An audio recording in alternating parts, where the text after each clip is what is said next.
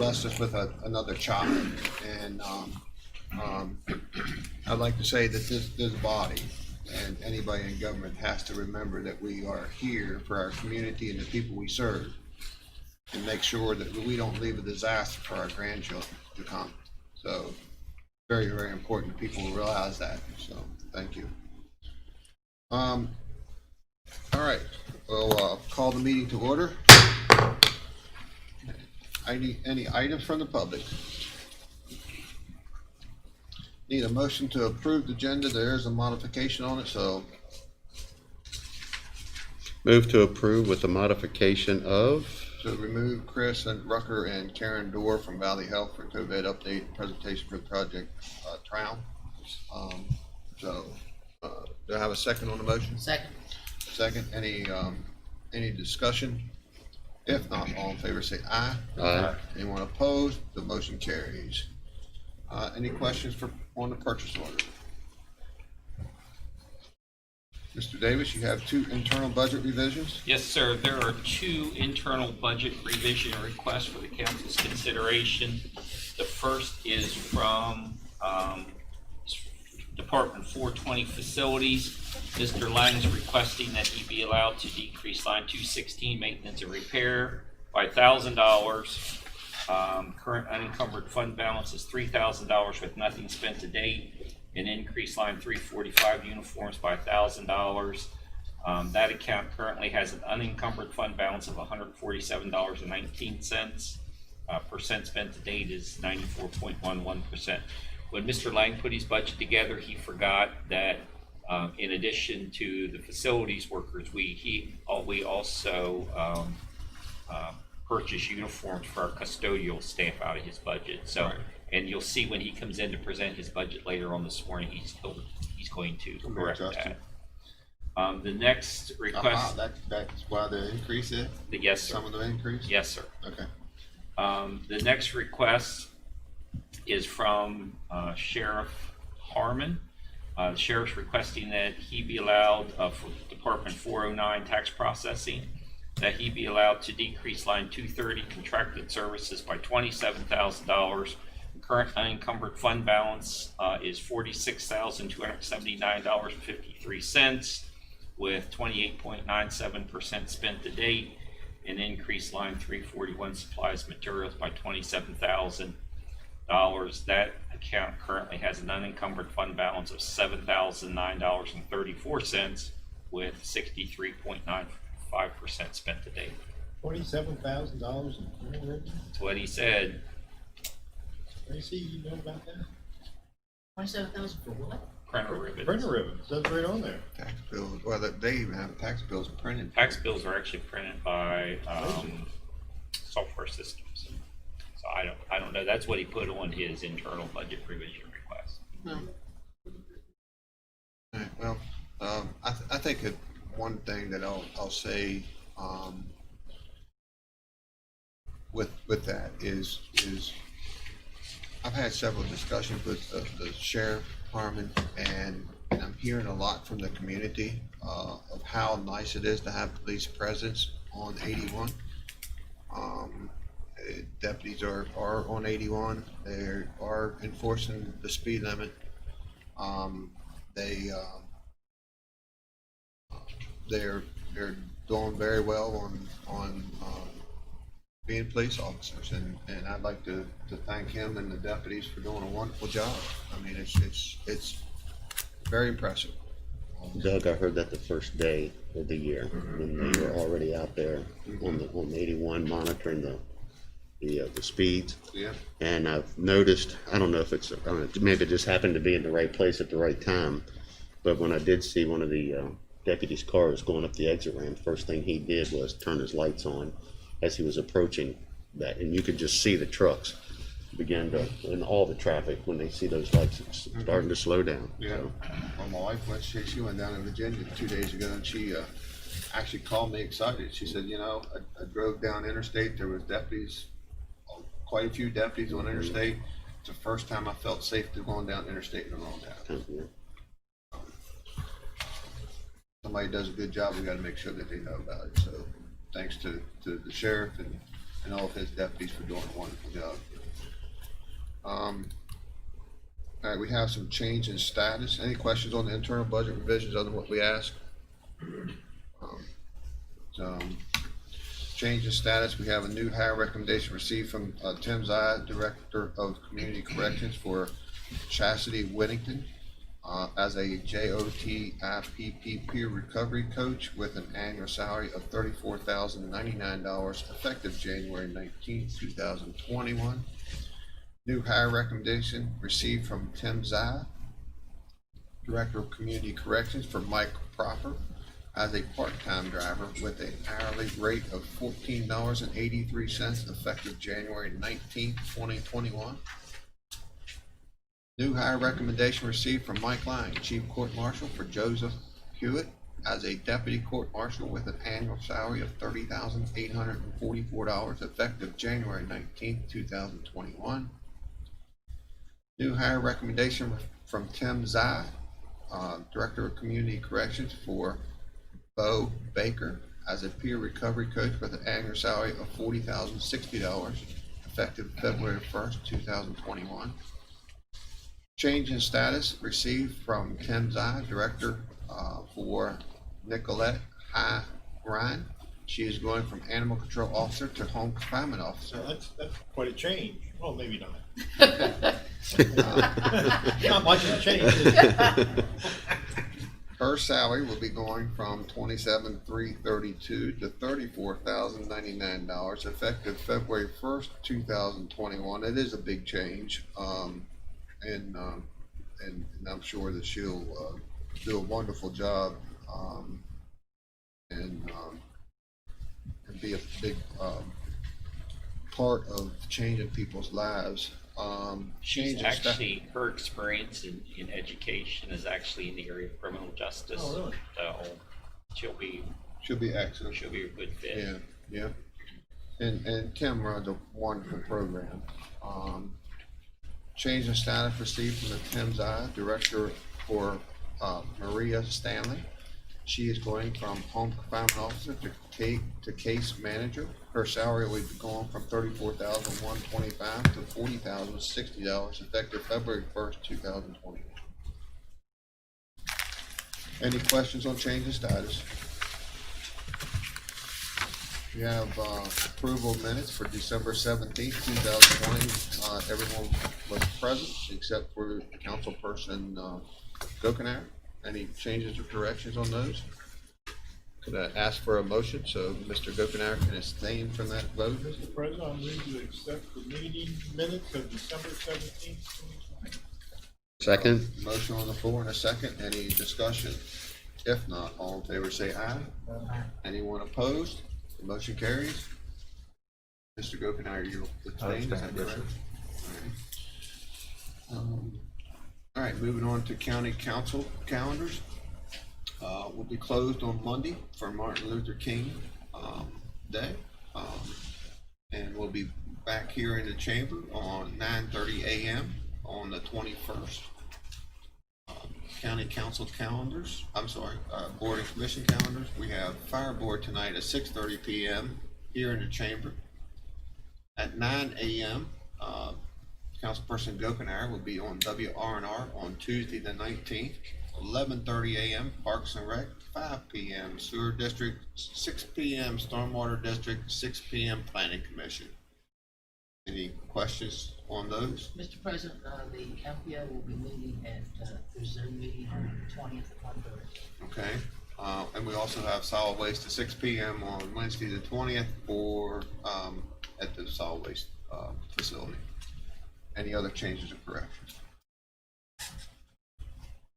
All right, you have a bond release.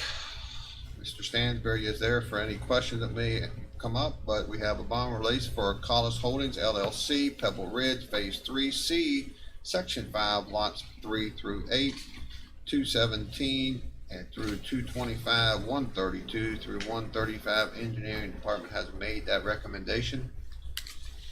Bond reduction for Collis Holdings, Pebble Ridge, Phase D, Section 5, Lots 9 through 26, 208 through 216. Engineering Department has made that recommendation. Any questions for the bond reduction or bond release? Thank you, Dirk. Need a motion to approve the consent agenda. Motion been made and second. Any discussion? If not, all in favor say aye. Aye. Anyone opposed? The motion carries. Good morning, Mr. Hess. You have a little list for us this morning. Morning. Good morning. Yeah, I do have a couple things here. We've got a couple exonerations, and I do have a deconsolidation. First thing on the list, I think, was a 2 office area personal property exonerations. We had to correct this last week for a total of $326.80. The reasons it's listed. Okay, need a motion for the 2 personal tax exonerations due to office error. Second. Motion's been made and seconded. Any discussion? If not, all in favor say aye. Aye. Anyone opposed? The motion carries. Thank you. I do have some, couple of office error for the real estate exoneration. Got a total $3,367.27. And, I may make a note here before, for Ronald Corbin in the center there, that's for property that the county purchased down in Swisson Sterling. Okay, If you want to purchase those after July 1, they should bill them tax tickets, but according to the auditor's office, they aren't free to bill. So it's kind of a change in policy, because if it's taxed and not owned by July 1, it should come out on the next year's tax bill. According to a ruling out of Charleston, the auditor's office, they don't recognize it that way. okay, So if you purchase something with an exempt entity after July 1, next year is no tax. So we kind of changed that a little bit. So those 4, just want to mention that. That's what they're supposed to carry out. okay, all right, thanks for that Okay. bit of information. Need a motion on the 8 real estate tax exonerations due to office error. So moved. Motion been made second. Any discussion on the motion? If not, all in favor say aye. Aye. Anyone opposed? The motion carries. And you have a deconsolidation of property. Thank you. For Stella Stutz, they had property that was already consolidated, so they wanted to split it. Well, I think we got the lot sold, so we deconsolidated that one back out, separated it, and so just need your approval on that. All right. Need a motion on the 1 application for deconsolidation. So moved. Second. Motion been made second. Any discussion on the motion? If not, all in favor say aye. Aye. Anyone opposed? Motion carries. Yep, all I have. Thank you, sir. Thank you. We'll start off with the board and meeting reports. Mr. Barnhart? Well, thank you, Mr. President. I had our district meeting, the elected officers, Greg Rose, chairman, of course. When they reviewed the task order with respect to the design of the Bunker Hill treatment plant for $443,595. What'd they do there?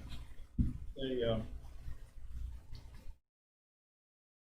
task order for a lot of the engineers with respect to the design of the Bunker Hill I treatment. got you.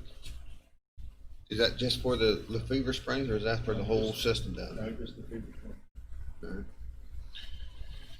Anything else? Ms. Mock? I had another things going on. Farmland protection, we met and our transfer fee for December was $200 and some thousand, which puts us about $350,000 ahead of last year. So That's good. That's great. And it'll only continue to go up. Well, even, we've not had anything like 70 or 80,000 in the last 2 or 3 years. If we just average $76,000 a month, we'd hit our 1.7 million. You know, that's the way things are going. It's always 200,000 to 300,000. So we're doing well. Furthermore, the farmland, the Department of DEP ended up getting a letter from the watershed because they now are recognizing land conservation as part of the protection for the Chesapeake Bay. And in the eastern panhandle, we've got 7 counties that participate. And with those counties that have, like Back Creek, et cetera, we've got numbers of acres in that area. A total of 3,689 acres are now being recognized as a part of the watershed protection. Berkeley County, out of that group, has over 1,028 that's under protection. So that's a plus for us in this long quest with all the problems we have with the watershed. In fact, West Virginia is doing better than most states because they're meeting their goals. But Yeah, definitely better than Pennsylvania. oh my goodness. And New York. Oh, gee, unbelievable. So how much more can we throw into the New York pile? That was number one. We got a report from a gentleman named Quentin King that's a representative of the governor. It has to do with overcrowding the jails. And he talks about the $48.25 and all this other stuff. And he talks about is the detaining people with pre-trial and all of this. And he goes in as to recommendations about trying to do something with those that are on technical violations, like parole violations and them, and finding other ways to do things. And it talks about Berkeley County having $11.2 million jail bill through till 2019. So I called him up and I said, What'd you say, $11.2 million jail bill, 2000? for the last 4 years, through 2019, okay? So I called him up and I said, I said, this report looks generic. Well, kind of. I said, have you investigated Berkeley County's Day Report Center, our home confinement and all this other stuff? You talk about if the counties would pick up more expenses on the home confinement, then they wouldn't have the expense. And they talk about he didn't know what to do with these people that were violating parole. I said, okay. I said, we have a day report center with 200 people in it. Oh, 200. I said, we have in-home detention, let's say 100. We have community service for people that are violating the things such as you're talking about technical stuff. I said, if all of those things were not in place, our jail bill would be over $7 million. I said, do you know what it was this year, last year? I said, no. I said, 2.2. All right, you ready for the crowning question? Sir, you're representing the governor's office. Where do you live? Jefferson County. Mm-hmm. I said, we're going to open the Day Report Center on the 20th of March. I'm inviting you to come up and, oh, I can't come up till April. I said, you live in Jefferson County. Stop by on your way through. So this gentleman here is giving a report to the state for 55 counties and has not addressed all of the different things that we've put in place that would help somebody. But he's trying to come up overcrowded and overburdened, how we can struggle to pay for the regional jail bills. So, That sounds like the, that analyst position that John Doyle was in there for a while. Remember when he came before us about 6 years ago? Mm-hmm. And he was supposed to do the same report on a yearly basis with the committee on how to get rid of the overcrowding in the regional jails. It took him 6 years to get that one. Yeah, and he didn't. I said he has never been to the Berkeley here. So Nice to not say a word. Yeah, no, I did. Sorry. I understand, Mr. President. The Roundhouse had a meeting, and we were going over a lot of expenses and things that have come through. The expense came through with what we're going to have to cost of moving that free engine we're supposed to get. Unfortunately, it's like $72,000. That's way out in the neighborhood when we're looking at construction. That was one issue. We had the gentleman that had been up on the roof and had to pull some windows and plywood them up because the first section isn't so bad. It's the bottom sash is totally rotten halfway up, and whoever had done the original repairs, instead of using the proper stuff, they used petition screws or something. It just split the wood.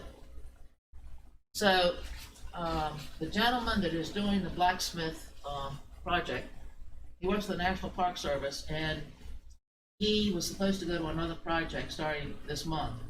That project is put on hold, so he's going to stay, and he is going to try to not restore, but repair or replace the 7 worst windows, because the glass is falling out on the roof, so it's not like it's something we can avoid. And then down the road, we'll have to get a grant to redo them all. But so Jerome Kirkland has agreed to voluntarily do this work, so he's a carpenter. And he works for the National Park Service, so he meets all the preservation goals and things. What you have in front of you is Joshua Bowers' Factory and Road plan for a culture center with all kinds of goodies going on. For the Frog Shop, straight ahead, and if you look down at the drawings at the bottom, the one on the left shows the stage, which is the orange, and then around, and that will seat over 1,000. And then over here on the right is the dinner tables, and you can seat over 600. That stage, it also goes to the amphitheater, and there's some drawings at the bottom.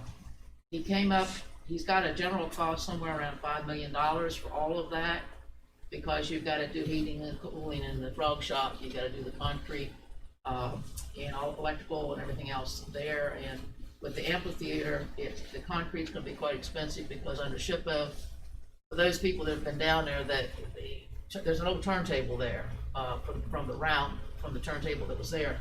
That has to be sometimes shown. So what it has to be is cleaned out, cleared, and then like a lucite type thing, it'll be in the center of the floor that it'll be level with the concrete, so to show people what was there. So that floor is very expensive. The estimate on just the Frog Shop, because I told him, I said, of all the things there, if we could get a concrete floor in the Frog Shop, we can bring in heat, we can bring in cool, etc. So he said about $100,000 for that. We're going to meet with Josh to try to parge everything out individually with the floors and different things to see if we can offer that out as a capital campaign. So this was the first step of that. I need to stop you there for a second. I have a bid opening. I'm sorry. No, you're fine. All right, we have a bid opening for RFQ for consulting services for broadband feasibility study. We all know here at the county council that this is probably the most phone calls I get. I'm sure each one of you all get it about trying to expand our broadband throughout the county to each and every home. It seems like I get a phone call about once a week or once every 2 weeks about people who are dissatisfied with the broadband service they have, especially with kids being home and trying to be taught from off the internet. So Mr. Wine or Mr. Davis, you want to give us a brief description of what we're opening up? This is an RFQ, so as you know, it will not include any price proposals. Over the past year, Gary and I and your grant writers have been working with Region 9 in developing a grant request for a feasibility study to look at broadband services in the county. The grant application was accepted through Region 9. Once the grant application was accepted, then we developed the request for qualifications, which resulted in the 4 proposals that we received today. It was distributed electronically, placed on our website. It was also advertised by legal ad in the Martinsburg Journal. There is a certificate of publication on file in your packet, and then I'll let Gary get into the scope of work and some other issues. Gary, want to get into the weeds, are you? So, as you all know, broadband by definition is 25 megs down and 3 megs up. Those of us who live rural in Berkeley County, I get about 3 megs down and about 8 megs up.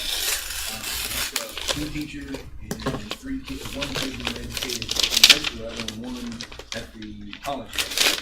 It's very hard. What this does, it looks at all the layers and levels involved in providing broadband to the citizens of Berkeley County. So they'll assess things like what opportunity is there for the communications to travel, wires or wireless, what kind of wires are there, what kind of wireless is offered, where are the towers at. It will go from that on down into who are the players that can provide these services. Then they'll go even deeper to study and assess where the failures are. Comcast, if you look, which is one of the biggest players in residential, they provide a service map that shows where their service is and where their broadband can be delivered. When you cross that ridge, forget about it, right? Especially when you go out of Hollow or anything. Route 9 has it. I could hit it with a rock from my house. For $37,000, they said I could have it. This assesses all of that. So it will come back to us with all of the scenarios, all of the players, all of the ideas. There'll be a committee formed. You will bless the committee. Alan will begin the formation of it that says, okay, here are all the players involved that are going to look at this. We'll choose that committee, if I'm so lucky to be chosen to be on it. We'll choose the vendor that best meets those criteria defined here, and then they'll go through all this stuff. They'll come back with a proposal. They'll actually create the roadmap. They will, in fact, create the roadmap, sir. Does it include cooperating with Morgan and Jefferson, Frederick, Washington? Berkeley County. This is Berkeley County. Would it help to coordinate efforts with the adjacent counties? These grants, this broadband grant is county specific, so what they've all done, that Jefferson has done. Yeah. They've already done it, and I don't know the status of Morgan. The collaborations could very well happen and be proposed by the selected vendor. They may say, there's an ISP in Morgan County that could better serve Berkeley County from the west, as opposed, every time, when I think of service, I think of coming off of 81 and coming that way. So that's part of the role that this vendor they'll look at those things. They're professionals in that world, and they'll come back to us and say, okay, Berkeley County, you have 120,000 citizens, you have 52,000 structures, and of that, 17% is served with broadband. Right, and here's a plan. So you are underserved. Oh my God, we are very much underserved. Yeah, I can see putting a tower on, say, Shotty Knob, and serving both Morgan, Jefferson, Morgan, Berkeley, and Frederick County. And that's wireless service. That's great. And this council, better than a year ago, by itself structured a relationship with an ISP. You reserved and provided space for a tower for them to use, and they have been serving broadband. And if you talk to any of their customers, you'll find out that there's a lot of people that love the opportunity for wireless broadband. If you are on our mobile, you're in $1 million house and you had no broadband. Now all of a sudden they've got broadband. So I know the problem with that is you got to be in direct contact. If you're not non-site, no trees, right, no other structures. But it's an opportunity, right? And the infrastructure installation is minor when we talk about wireless. They get on the tower, but they don't have to trench and come under driveways and across utilities and things like that. But I know when they installed, we went live. About a week later, I asked them, they were 500 deep in customers waiting in line. We won. So there is an absolute need. There's a need in West Virginia. And even though we're a growing county, we're a populous county, we're a relatively flat county, the infrastructure is not there for broadband. And this is just so everyone understands, I believe I'm correct in saying at one time, a year ago, there was up to $200 million that the Berkeley County could apply for a grant, but in order to apply for the $200 million grant, we had to have this study. It's exactly, this is step one. This And is that money's a still out there. Right, this is a grant of 25,000 or 50,000. This one's This was, Oh, it's not thousands. You talking about for this or the next step? No, for the study. Oh, yeah. The pool of money that you're talking about having It's access to. hundreds of millions. Hundreds of millions. the grant for this study's 55. 50 Okay, change. yeah, I know it's somewhat. Yeah, there's no there's not even a match, Alan, correct me if I'm wrong. This No, is this is 100% 100% grant funded. All that comes with their budget, Yeah, right. so, all right. Well, Frank Blair said that was his project, was to get broadband across the state. Just thrown out 2 cents. All right, I'm gonna say this first one is Thompson and Letton, Litton. They are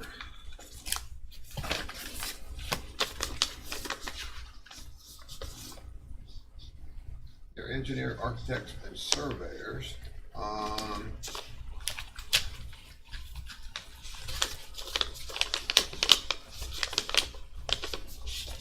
They are from Wise, Virginia, it appears to me. That's number one. And most of the vendors that submitted proposals, Gary, correct me if I'm wrong, they have been in contact with them, so Thumbs up. they know what they're getting, what the expectations are. Number two.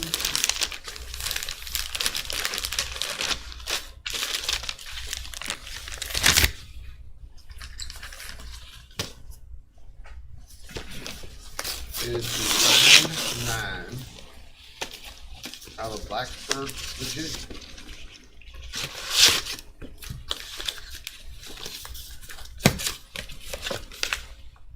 And they are broadband planners.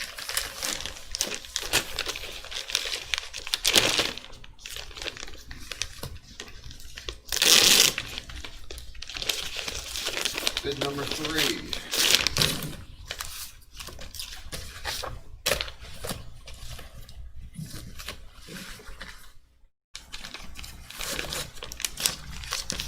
Say, LIT Communities, and they are out of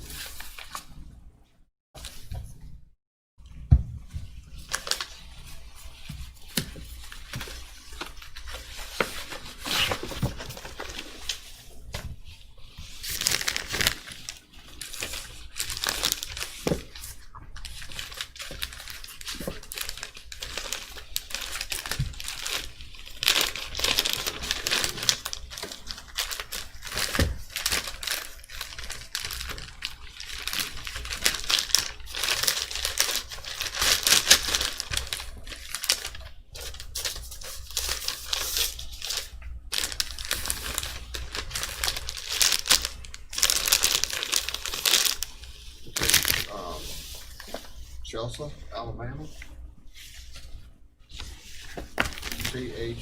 CHELSEA,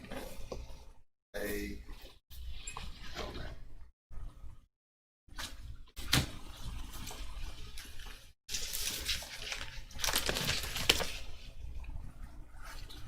Just, spell this one for you, Penny, MAGELLAN.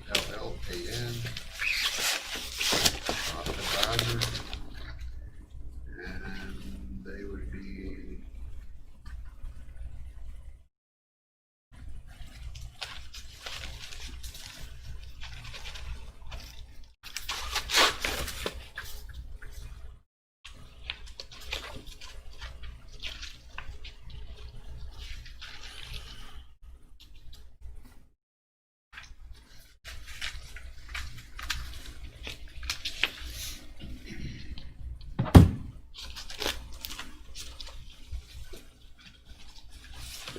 There's another address on this one. It was actually out of, if you look at the front, it was that is on there. Porto Chica Avenue, North Port, Florida on this one. Is where it was mailed from. The lit, yeah, LIT, Lit Communities. Porto, PORTO, Chico, CHICO, Avenue, North Port, Florida.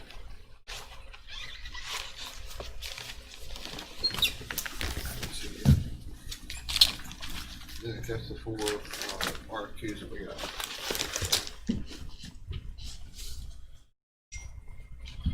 This is Winter Garden, Florida.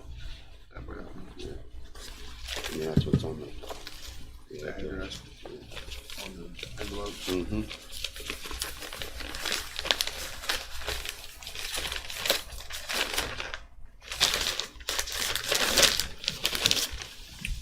All right, going back to Ms. Mock on board commission, meetings. Yes, sir. We have a lot of things to work on, and, said we had volunteer in the blacksmith shop, the gentleman, who was able to, grant the grade to help him with some animals, and real excited that the animal is from 1862 to 1860, 1852 to 1860 was the animal we got, and, So we've been laying the whole thing out, and we're all excited because we do have some blacksmiths, and when we do the raid, they put on demonstrations the whole day. And we didn't have an anvil. These poor guys are back there. They only have a small thing to beat with. Now we got a couple big ones, so worked out really well. The other thing is the Aries Festival has been put off to 2022. Ladies that we were working with for the raffles and stuff, their tour, the Celtic ladies, have been moved to 2022, their tour. So we've moved everything due to the fact that we're such a high incident. We're only 6 weeks away from the event. So we're trying to be proactive. We're looking forward to the April events, the craft show and the raid in May. So I think I've got everything covered with what was going on this week. So thank you. Mr. Whitaker. Yes, sir. I had my first two board meetings on Monday. One was with the Transit Authority, and they were happily to report that they have not, any of the drivers have not been infected with the COVID, that they have actually taken extra measures and steps to sanitize the vehicles on and off from, even on their break time. The drivers and stuff have been keeping the buses clean for the next passengers. They're discussing the location probably of some more bus stops and the routes here pretty soon. I kind of joined it a little bit late, so I don't know if they were discussing parts of the budget yet or not. But that was the Transit Authority, so they're moving forward, and some of their expenses are down, so revenues are about the same. What about their new facility? Do they have plans on when they start? Jim Barnhart asked me the same thing, and I unless, like I said, I tuned in the meeting kind of late, so I will find out and report back. So, Okay. And then my second meeting. You've had some conversations with Elaine about their new facility, haven't you? I had. Just Just kind of when they think they're gonna be Starting the process. starting the process. Talking about turning dirt. Yeah. Soon. So I know the building's vacant now, and that's why I was Well, asking. we put security cameras in, we put survey. It's got internet and security cameras on it. Okay. All right. and the airport authority, and it was they adopted the budget, and in the process of adopting the budget or everybody agreeing to it, what was it, 3 years ago we were at $480,000. Now we're at $1.8 million budget this year, and When you say that, I mean, there's a lot of it. There's pretty much self-sustainable other than the money they get it from us. That's With right. revenue, that's how much it changed. Yep. And there was discussion about the maintenance that's going to be coming up on the larger aircraft that they have there, and whether or not, I think we kind of discussed it too, that whether or not it's going to be feasible to do the maintenance versus the purchase of another equally sized plane, and the cost wise. How many passengers does the King Air handle? I think that one's 6 or 8. I think it's 8. That one, I'll have to check to make sure. It's a King Air 200, so I think it's 8. Mhm. And then there was a discussion about a new chief pilot because of the retiring of the current one. So they're moving forward with all that. It was a good meeting. They several projects out there are complete. The new terminal facility in the downstairs part of the new terminal building is complete. There's a lot of traffic that's in and out of there, that's for sure. And Big difference. renovations have been complete for the Aeromed, to the new facility. They're working out of the new MRB West office now, so they are moving along. And it's They have. they're let's see. There's a couple proposals that people are looking to come in, but nothing's got a firm date stamp on it yet. But they've got some potential tenants coming. So. Good. Mr. Coker. Yes, sir. Mr. Copenhaver and myself was able to attend a funeral last week for fallen firefighter, and to show our support for the fire service. I also attended a Zoom meeting with James Rumsey and the fire service to look at different training opportunities that we may want to look at down the road. Very infant stages of that. I attended the LAPC meeting this week, and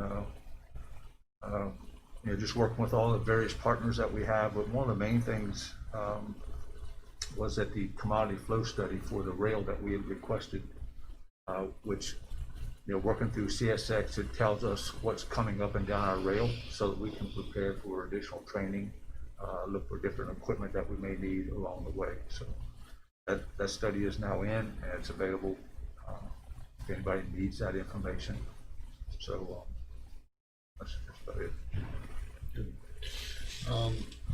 On the ambulance store, I didn't meet with them, but just, I know they're looking at working on, a small expansion on the South Berkeley, ambulance authority building.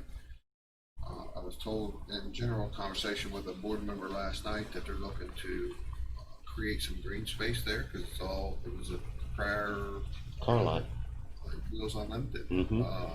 100% pavement, so their plans are to actually, Remove some blacktop. remove some blacktop and put some greenery in there, so that's exciting. And as we know, that was their main facility for the training and all that stuff, so there's gonna be some remodeling and make it more, because that's a very, very busy ambulance authority building. It's the second busiest, let's say, and so that, actually I'm in and out of meetings all the time, but nothing to report on them yet. I don't have anything else. And Eddie, I will elaborate, I was fortunate enough to go with Eddie and his family to the funeral, and it was something special to see, and sad day, so thanks Eddie for the ride along on that one. Moving on, do we have any reappointments or appointments on any of the boards? Yes, sir. Mr. President, I'd like to appoint Jennifer Smith to the Berkeley County Townhouse Authority for a 3-year term. All right, we have a motion on the floor. We have a second. Any discussion? If not, all in favor say aye. Aye. Anyone opposed? No motion carries. Any other activity? All right. Moving on, Mr. Wine, you have a request to replace a K-9 vehicle. As you've seen, I'm sure paperwork come across, on October 29th, there was an incident that involved one of the last 2 K-9 vehicles that are functional at the Sheriff's Department. Turned out into a total loss of the vehicle. No fault of ours, it was the other driver's fault. Unfortunately, the total only reflects the vehicle, and paying attention to the outfitting costs. How's that? So, never had any attention to that stuff. Okay, legal team. Any more so with regard to that, it's a 2015, so even if the word salvage, we don't have anything for it, it functions. I could see it maybe our insurance company, because it'd be something that we would be outfitting, but Right. for someone else, I mean, if I outfit and put big tires and rims and jack a truck up, they pay me for all that stuff, upgrades that I've done, or so-called upgrades. I agree, I don't know why that would be included. Is that the policy? Damage. It's all state. All state is the I insurance. bet you, provider. I guarantee, I can't imagine them not paying them for that. Tracy can provide you the claim information she's using, so, and they can work on that, but moving forward, as you well know, the sheriff, the prior sheriff purchased out of the gun fund 2 K-9 2021, Ford Explorers. We're in the process of outfitting those. The problem is that this car was to be their their spare canine. So they're in a position, and we talked about this when you approved the 29 vehicles for their fleet 6 weeks ago, making sure that as we outfitted, we took some of the better of the ones getting retired and keeping them as spares and or replacements for just this. Unfortunately, that worked fine when they're not canines. In this instance, we don't have that because of what it is in the outfit cost. And you don't wanna outfit an old car or be a canine and only have it for a couple of years because outfitting costs. That's right. So what we're asking, the settlement from the insurance company was $12,713.10. If the council approves, we would like to reach out to Hoffman Ford where you recently approved the order of 29 and ask them to add one to that same bid price. We can still use that open bid and order one additional with outfitting costs of about $15,000. So subtracting what the insurance paid, it's about a $34,600 and one additional. It's gonna be less than 34,000 because He's Mr. gonna get more Delegati and our team is gonna get more money. Good, good. And we did reach out to Huffman Ford, and Did they say okay? they said, well, they're working on Good. it. But none of the 29 that we've ordered are on the assembly line yet, so I can't anticipate there would be a problem. On the two new canines, how much longer are they gonna take to get outfitted? We're waiting for parts. They told us the cage and kennel when we ordered it would be 6 to 8 weeks. This is about week 6, week 5. So we have them in the shop at Baltimore Street, completely disassembled as of yesterday. So disassembly, we're working on wiring harness installation right now. Once the kennel comes and the cage comes, we can begin. So realistically, maybe 2 weeks after receipt, we can relinquish. So How right long now, did you say that we're gonna be to get, before we get the parts? probably at least another 2 weeks, Okay, maybe 3. so with the vehicle we have ordered, would it be fair to say that we could order those parts sooner than later? So after the decision today, it is my intention to provide purchasing the bid document to go out for the outfitting material that we need. Right. So that will go out hopefully tomorrow. I didn't want to do it and have a quantity wrong. So Right. that'll happen tomorrow. So 2 weeks, we should realistically be able to order all the parts in 3 weeks. And those parts, We'll be those here parts, way before the vehicles. yes, they will. So, we'll have the parts in line, and when we discussed this and doing this in-house, historically speaking, it was about 2 cars a month on return, is what we would see the same amount. And I'm confident we can go at that pace. So we received these, we're still a year from delivery to getting the last one out the door, right? It'd take a year to outfit 35 cars, take a long time. But that's good. So as we're rolling them out, we'll retire. We won't go to the bottoms. We're rolling them out. We'll roll some of the better ones into spares. So as the older we have issues, we'll have something to work with. We will just don't take the old ones out first. So there's a plan in place. I believe it's going to work well, and it's going to be very cost.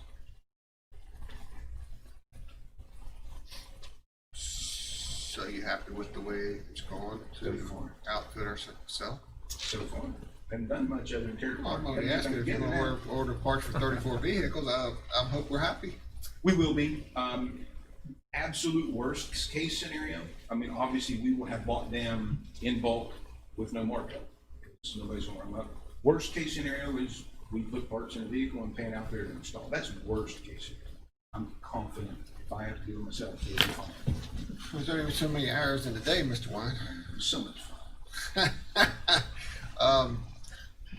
Keeps you out of mischief. That's right. And just so everyone understands, even though if we, as the vehicles roll in and we're able to get them outfitted and it takes a year plus to do it, that's why we ordered 29 vehicles early, That's right. right? So it's not like, you It's all know, part of a big plan that's exactly. that the council. Can you say that blessed down again? 3 years ago. Can you say that again? All But part of the what?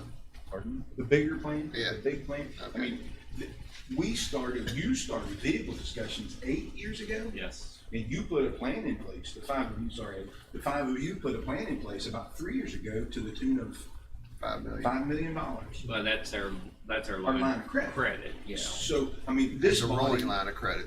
Right. It is, And- and we have more than adequate amount, because we did verify with the bank, we have more than adequate amount. to pay for the vehicles and the outfitting of 30 vehicles. And the reason we did that, Eddie, just to bring you up to speed, was the county council / county commission back in the older days, it was like, there was no rhyme or reason when you bought new vehicles and retired the old ones. It's like, okay, if we have the money, we'll do it. If we don't have the money, you gotta put them off. And it was hard to budget for. So doing this, we have a plan, and we have, the line of credit, which we only pay on as we draw the money out. And, so now it's very easy for us to budget, vehicle replacements. And we've met with Sheriff Harmon and made sure that we had what he wanted done. And he has made a few subtle changes to what we have historically done with the vehicles, and making sure that we satisfy his wants and needs. And I think we can accomplish all of that well within the budget. He shared no concern with the process that we were doing, so I think everybody wins here. Well, and especially the deputies. I mean, not only they have a safe vehicle, a very comfortable vehicle, and it hasn't always been that way. So Well, Eddie I'm glad. did that. Eddie drove a non-emergency vehicle for Eddie 5, 6, 7 years, a Durango. You know, and the council outfitted the fire chief with a new truck 2 years ago, and it's lit up well. It's nice and reflective. It says what it needs to say. Wasn't quite as aggressive motor-wise that Eddie would like to add, but he would prefer the Hemi instead of the V6. But or whatever, it worked good. So I'm proud to be part of it, and I think the council is doing a great job. All right, need a motion to approve the additional purchase for a K-9 vehicle not to exceed $34,000. $612. So moved. Motion's been made. Do I have a second? Oh, you had two motions. Oh, all right, so I got a motion and a second all at once. All Yeah, right, Elaine and Eddie. any discussion?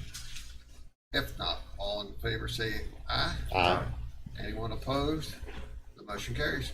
One quick matter, actually two, the one that is related to this. Gary has indicated that we're hopeful that we can get the RFP for outfitting materials on the street tomorrow, or at least no later than early next week. There has been some discussion regarding the brush guards in the front. Should we include those? Should we not include those? I tell you what, I am not opposed to doing that, all right? But at the same time, the outfitting of the vehicles with the different style lights, the savings on that will pay for the It's brush guard. budget neutral, yes, sir. Yes, and I gotta trust the new sheriff, you know? If you're saying that this is something that you would like to have, we've had, 3 deer strikes last year, but most of them been hitting us on the side and I not, think we did 7 this year. huh? We did 7 this year. This year alone.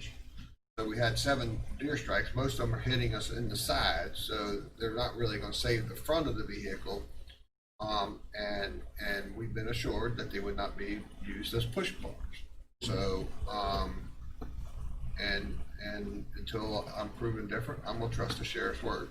Well, and also, if you get struck inside, it's not going to take that vehicle out of service. When you get it in the front, you got headlights or a radiator, and the car's out of service. And Gary and I talked we don't necessarily need to spec out No, he don't want anything heavy. heavy, the big push bars. It's just something that will protect the front of the vehicle. We're not, that's why I call it a brush guard rather than a push bar. And that's exactly what he called it. Right. And there's really only a couple options with that. They're a little more aggressive looking than you might think, because they have to support the bar that wraps out the headlights, so that center structure that goes to the frame, pretty aggressive looking. No, I understand. Right, but it I is. mean, what the it is. sheriff, Keller had one on his vehicle, right? We'll worry about that. And that question is relative, because it dictates what lights we get and where they go. So without brush guards, the lights are in the drill. With brush guards, the lights are on the brush guard. Completely different part number, completely different way to install. So the sheriff has asked and would like to have that. Thank you, Alan. So if the council blesses it, that's the way we'll write it off. Unless somebody has objections, I'm okay with that. Nope. Good. The other matter is, we all received notification within the past several days of the COVID-19 vaccination clinic that was occurring today. I just received a text message as of 10:29 a.m. that all doses of the COVID vaccine that have been assigned for today's vaccination event has been depleted. And that was 500 doses, is that right, Eddie? There will be no further vaccinations done today. So you may get some calls as we've dealt with a lot of calls this week. And I just want the council to be aware of it in case you get some calls. I'll tell you, I think there was more than 500 cars that were blocking every street out that area, because they started at before 8 o'clock. This morning, lining up. Yeah.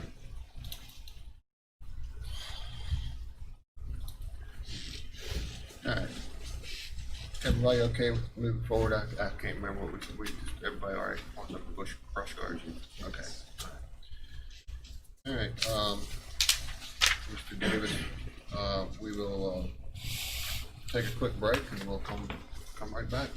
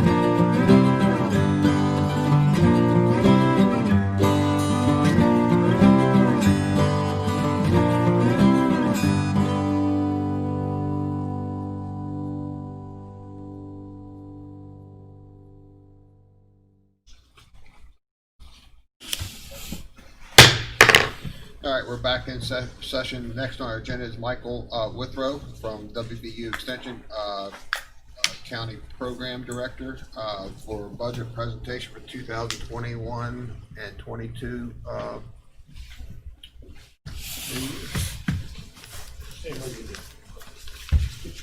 this isn't the budget, this is just kind of the highlight sheet. Thank you. Thank you. Anybody else want one? Right, that's just in case. So how are you? Doing very well. You over the incidents with the COVID? Yes. So it has been a good recovery. So we referred to COVID in October. So it kind of ceased 4-H for a couple of days, but we didn't let it get us all the way down. So but then everything was good. We've had a lot of really great kind of outreach that we didn't expect since 2020. Kind of flipped what Extension does on its head. So we kind of went from a lot of the in-person, hands-on aspects of it to a lot more of the planning ahead, making a lot of program kits, still reaching people. We're actually packing some of them today. We have 85 kids picking up kits next Wednesday to Friday. They contain about 20 different activities, split between 2 different age limits. But all of our units have done it. 4-H just gets the kids more involved. That's my bread and butter. Agriculture's done it. Last year we sent out over 2,400 seed packs with recipe cards and nutritional information to residents in Berkeley County. So it's truly been an all-hands-on effort to make sure we're still reaching out. The one addition that you'll notice on the info sheet is we did hire a family and community development agent back after Sue Flanagan retired, so she has been hitting the ground.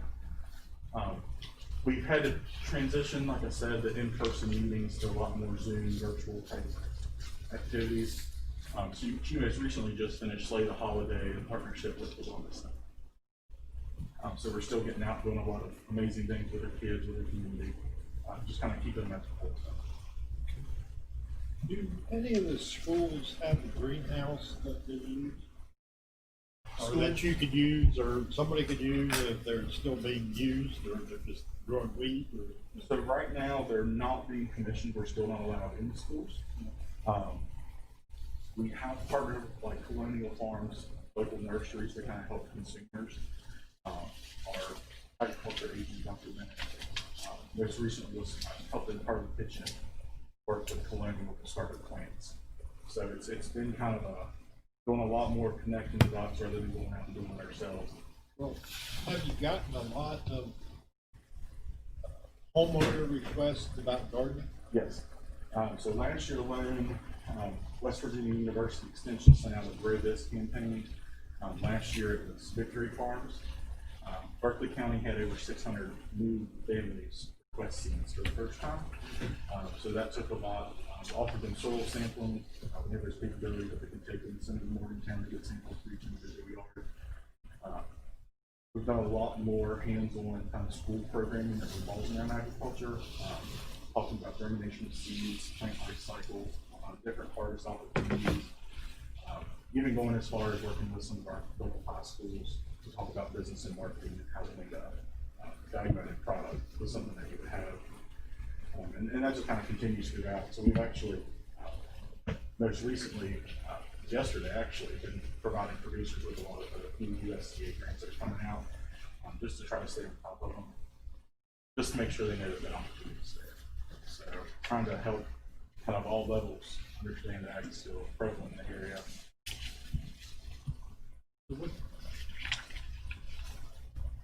The plans going forward for the youth fair currently, or is it So- going to be virtual again? And that's the golden question of the year, I think. That in camp, I get it about every day.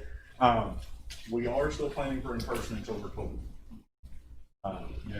To pull off camp and fair events of that magnitude, if we would wait, we wouldn't be able to pull it off anyway, virtually or in person. So right now it's kind of planned to be in person.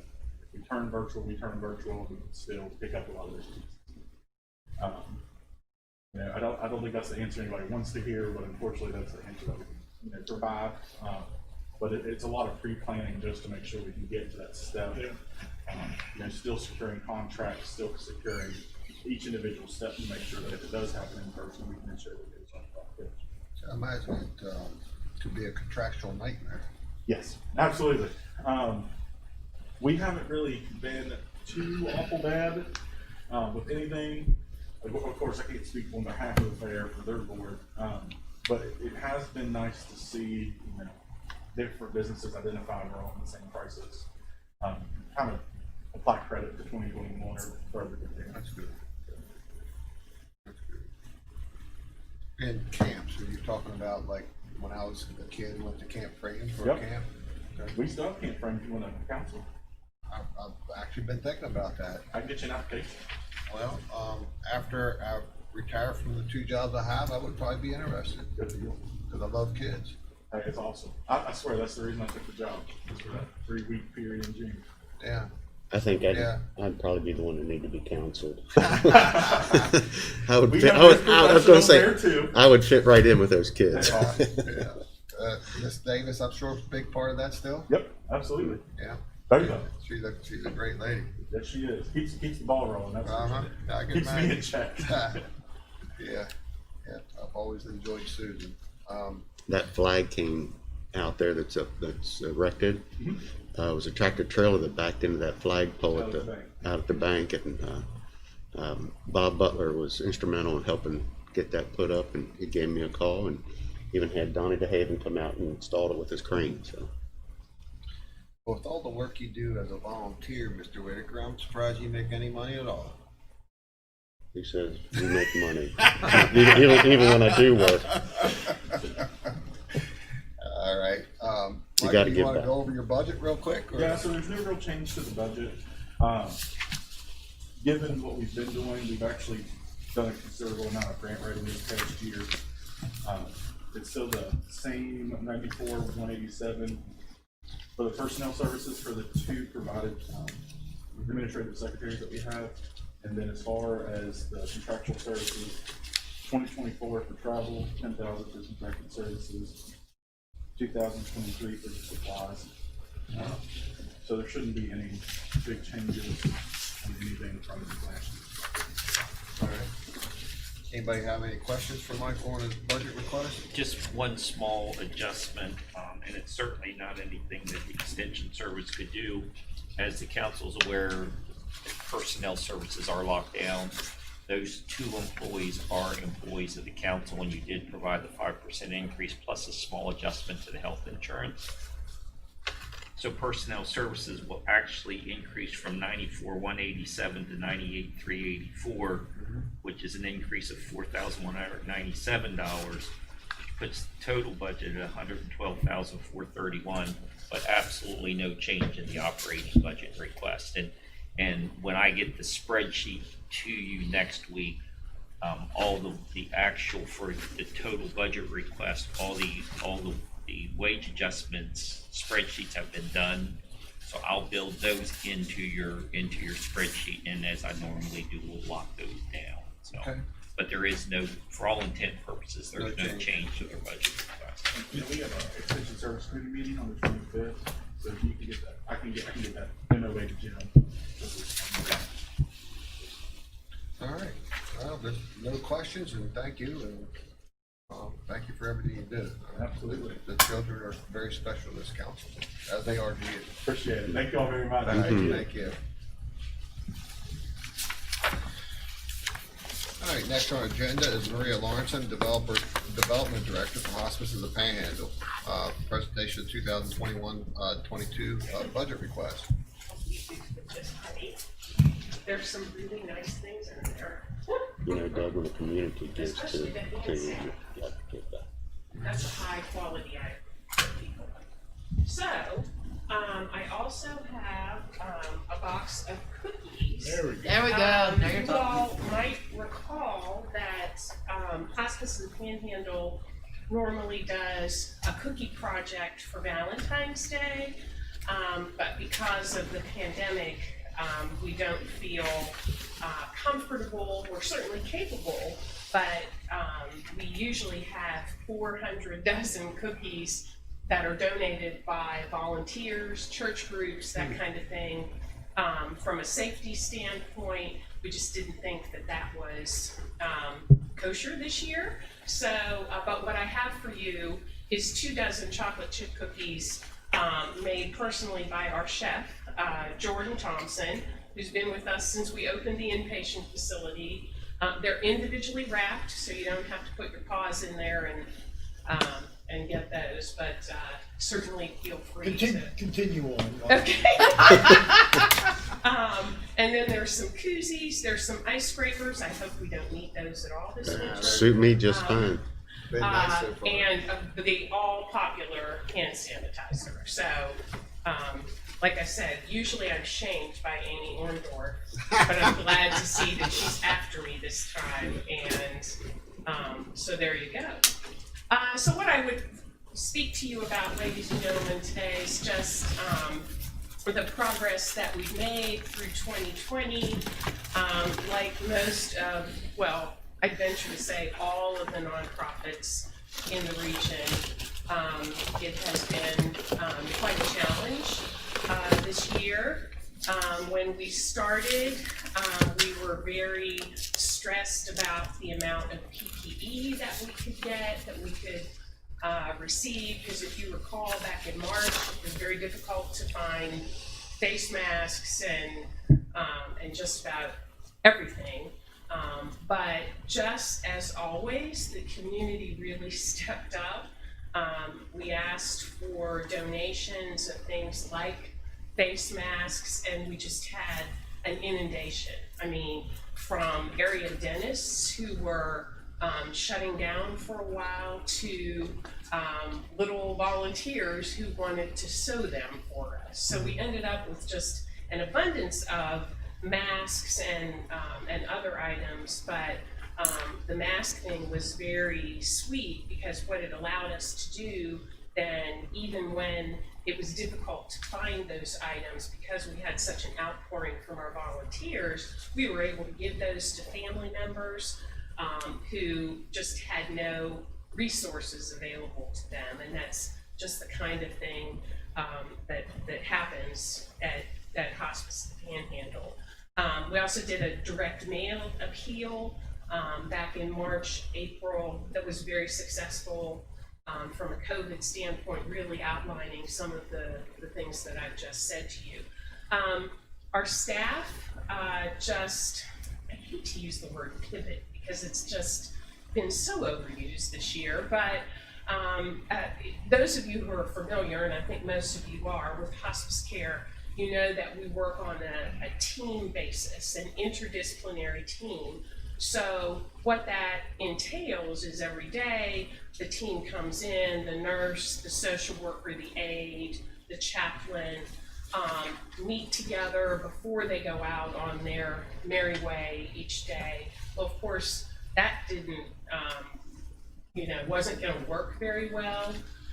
So we really did a shift and had staff members, the patient care staff members, start from home, which, doesn't sound like all that much of a shift, but it really is when you're working in that team sort of environment. But they adapted very well. And what we found, lo and behold, is that it became much more efficient. Because as you can imagine, when you come into the office in the morning and you meet and greet and do all the things that you need to do with your team, you might not get out the door until 9 o'clock, maybe after that. Well, when they're starting from home, we're getting more visits in, longer visits, the ability to spend more time with patients and families. So that is one of the things that, that sort of turned a corner for us. And I don't know that we'll go back to the way we were before that. So that was a good thing from patient care staff standpoint. Anyone who was not patient care, who was administrative, support, we really left the office probably about April or so and didn't come back until after Memorial Day. Everybody worked from home. We did the laptop thing. I ended up in physical therapy for 6 weeks because I was sitting like this, but that's another story. It was all good, but yeah, so we really changed course there. You know, our staff in the beginning was really very nervous about caring for patients with COVID, especially at our inpatient facility, because it's not like you can have one nurse go in and then the next time another nurse goes in. It really turns into, even though it's quite a lot like one-on-one care already, this was even more important to do it that way because, you know, they're gowned, they're masked, they're goggled with PAPRs, the whole 9 yards. So in the beginning, we had some staff who took some time and said, I just want to wait and see how this really plays out. But I'm happy to report that everybody came back sort of midsummer, which is interesting because then things really started to pick up again. But I'm also happy to report that we were able to receive the first dose of the vaccine pretty much last week, the week before. The Hospice Council of West Virginia really did a wonderful job advocating for us because we recognize that our staff are frontline employees, and we actually have a Facebook post that we put up last night of all the smiling faces behind the masks that got that first dose of the vaccine. So that's been very good as well. In the beginning, as I said, we were very nervous about bringing patients, patients in to the inpatient facility. One of the things that we did, we have a program called Hospice in the Hospital, but that's really designed for patients who are very close to the end. In other words, less than a day or so. But we had one particular patient who we were concerned about the staffing at the inpatient facility. He was a 52-year-old gentleman with Down syndrome, so had some developmental delays.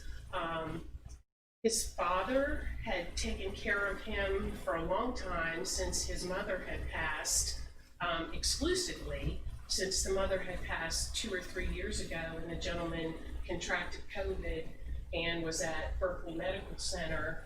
And the father, if you know what happened at Berkeley Medical Center, could not get in to see him. So we admitted him to hospice care when it looked like it was close to the end, and we took care of him in the hospital for probably 3 or 4 days. One of the things that happened was the social worker, one of our social workers, very quickly realized that that the father obviously wanted to interact with the son and vice versa. So she was able to set up a little virtual meeting on her iPad, and they were able to have some really nice final moments together. So it was one of those stories that is just like, again, something that came out of this that was so amazing. So I don't know, Marie, I don't know how you and your staff don't cry every day. Mhm. You know? well, I'm composed right now, but usually when I tell a story, I'm that way. But yeah, it's pretty amazing. So in terms of numbers, in 2020 we took care of 1,190 patients and all their families. Again, those of you, and I think most of you are familiar with what we do, it's not just the patient, it's clearly a real family scenario. 371 of those patients were at the inpatient facility. One of the things that once we got our staffing set up there at the inpatient facility, we realized it was going to be kind of a bonus for hospital discharges, because families knew that they couldn't visit in the hospital, but we did, for a brief time, we shut down our visiting hours at the IPF, our inpatient facility, but then we opened it back up again so that families could see their loved ones those last couple of days or so. you know, obviously we struggled with events and such during 2020. We usually have a big gala in June that we didn't have. It was so early on that we didn't go the virtual route. The gentleman before me was talking about the 4-H situation with the youth fair. What we're thinking of doing is having our first date of June 4th be our gala for for 2021, with a rain date of October 3rd. Because, you know, we just sort of have to see Maybe a sunny day, but it might be raining. how the vaccine has rolled out and so on and so forth. So we really want to have an event. We would not be the organization that we are if it weren't for the support of entities like you, the business community, individuals. We are so blessed to have the support that we do get. We are a healthcare agency. The majority of our funding comes from Medicare and Medicaid, but those of you who are familiar with insurance understand that that doesn't pay for everything. So if we did not have the support from entities such as you all or the community at large, we would not be able to do the things that we do. Some of those things that we did, we were able to have a volunteer celebration in the fall where we did a drive-through, because we have 200 plus volunteers, and they're used to getting together, having a dinner, so on and so forth. And so we came up with this idea of a volunteer drive-through. And because it was our 40th anniversary, we chose the Wizard of Oz, which is a ruby. I was the Wicked Witch of the West. If you saw the pictures, they're something you don't really want to see again. But It's a good thing I wasn't in there. I would have been the scarecrow without a brain. But we had a lot of fun. Our volunteers loved it. And finally, wrapping up 2020, we did a Light Up a Life celebration, a luminary celebration, which we were very nervous about having. We usually have a room like this packed with about 200 people, and we said, well, obviously we can't do that. So we broadcast the event outside. We didn't let people come in, but they were able to go and find the luminaries that represented their loved ones. And here's another thing, we probably won't do that thing again the way we did it before, just because it was so well received. We projected images of folks' loved ones up on the front walls of our building, the windows, and it was just utterly amazing. So that's sort of it in a nutshell. And what's nice about that, you could take that anywhere Right. and have it done. Right. So, so we had an incredible year. We learned to do things a lot differently. Our budget request to you is the same as it was last year. And I'll entertain any questions that you might have, or comments, or. Any questions for Maria right now? Well, yeah, just a little one.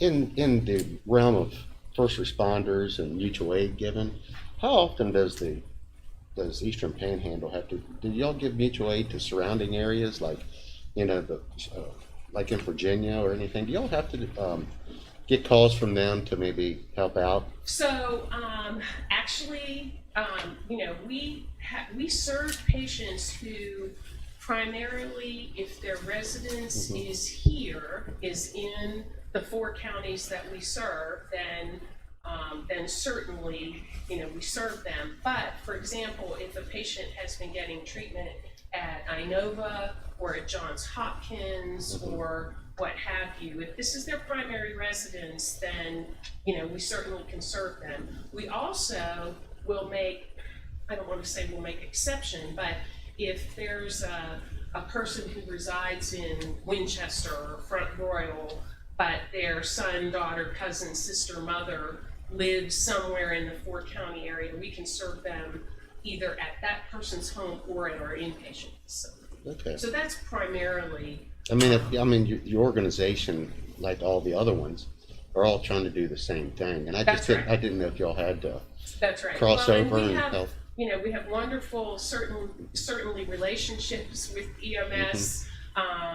You know, we use primarily Rhineal transport to get our patients to and from either the hospital to home, from the hospital to the inpatient facility. But you know, I feel like we have certainly lots of good partnerships that we work with folks. I don't have any questions, but I just like to personally thank you for your work and your staff. Well, thank you. Every experience I've ever had has always been positive, and just thank you for what you did. Well, thank you. One other exciting piece of news for 2021, thank you for speaking up, Mr. Guggenauer, because I met with you early on about this. We are going to begin a palliative care program, which is a huge endeavor. So those of you familiar with palliative care know that it's not pre-hospice, but sort of kind of is. It's for people who are suffering from chronic illnesses, but are not quite ready for hospice yet. We're going to start small. We're hiring a nurse practitioner who begins the 1st of February, and he will see patients in the home, and we're starting with 2 diagnoses, cardiac and pulmonary, so that we can see how that rolls out. It was funny, I was in a meeting yesterday with Panhandle Home Health, and we hope that we'll have about 12 patients referred per month. And I went through the list that Panhandle gave us, and I'm like, there's already 15 people here. You know, so while we want to start small and do what it is, we know there's an incredible need out there. We know for a lot more diagnoses, but those are the 2 that we want to start with for 2021. Anybody else? I'd just like to echo. Well, I'm gonna leave my basket with Penny, and there's a guy downstairs who works here. I who would love to have probably, some. Come get my basket. How about that? I just want to let you know, he is an absolute delight Oh, to work with. He is so good. well, you're so kind to say that. Which Now. means he takes after you and not his dad. Andy, don't pass that on. Too late. I think he's already seen it. That's right. But yeah, Will is doing a wonderful job for us. And also, I'd like to echo a little bit what Eddie said. You know, your staff is wonderful. Just, the facility is gorgeous. Thank you. You know, the outside is very refreshing. I can imagine being out there in the summertime. So, you know, you make things very comfortable for people, Thank you. and we appreciate that. Thank you. We work at that. We want it to be as much like home as you possibly can have without being at home. One of the other things that happened that we posted a couple weeks ago was Santa Claus came by and did a window visit. And again, you know, the majority of folks are elderly people. Right. But you wouldn't believe the amount of joy of Santa in the window just waving to these folks. It's just amazing. Every day. Every day is amazing. People ask how I do what I do, because I'm lifted up by the staff and what they do. So, Yeah. thank you. Thank you. Thank you. All right, moving on to Jack Line, Facilities Director, budget presentation for 2021-22. Just one thing for the council's attention before Jack starts. In front of your workstation when you came in, it was not in your read ahead, it should be a detailed spreadsheet. I apologize, I didn't get to these sooner, but we didn't get our control reports for the month of December until yesterday afternoon, so I couldn't get them in your packet. All of your internal budget presentations will have this analysis provided. You can see in the far left-hand column is the fiscal year 1920 beginning balance. The next column is the 2021 beginning balance, which you approved for the current fiscal year. The third column in from the left is the budget as adjusted through state budget revisions or internal budget revisions as of the end of December. Then you'll have year-to-date expenditures, any encumbrances that are in place, the unencumbered fund balance, and then probably most important to this council is the percentage expended and encumbered to date as a percentage. And then, of course, the request, the increase, the dollar amount of the increase, and the percentage increase. So you'll receive these for all the internal budget presentations, sheriff, elected officials, all of your department heads. So. All right, Jack, what do you got for us? Well, how you guys doing this morning? It's hard to believe it's year 2 of being facility director already. Got it figured out yet? Most of it. Every once in a while you get a curveball. Yeah, that's the one you hit out of the park, right? That's it. That's it. That's like when you, I was telling Mr. Davidson a story about the snow removal back there in December. So when he looked at us and said the county will be open on Thursday.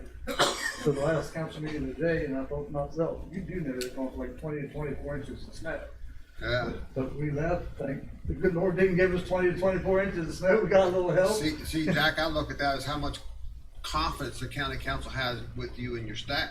Well, that's how we took it, and we stayed to midnight. I stayed all night, so we got it done. Yeah, it looked great on Thursday morning. Sure, well, I appreciate it, and it helps with you guys having the backup. I was able to call Brian Dorsey in, let my guys move a little bit and come back, and he come in here for a skid load with a beef plow on, just went to town around these curves and stuff. It's so hard and stuff. Yeah, all-wheel steer makes a All-wheel big steer difference. and 12,000 pound machine makes a difference. Yep, Yeah.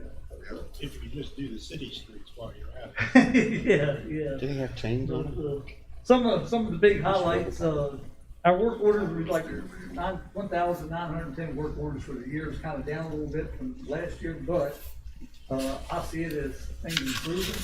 But we spent a lot of time doing 3 big projects. COVID positions in the courtroom, remodeling Sportsman's Paradise Heights down there, Which the council will be briefed on next week. and the move to 750. We have spent a lot of time and effort at 750, kind of making that house a home. I was getting ready to ask Jerry, and I forgot. With us outfitting these cars, and we're doing 750 Baltimore Street, we need to look at about getting a couple lifts to help assist, because I've never had a lift, but I worked with somebody that had a lift or worked in a shop. They make a That's a world of difference, and we may have to do some construction to get that some ceiling height. Maybe in the middle might have it.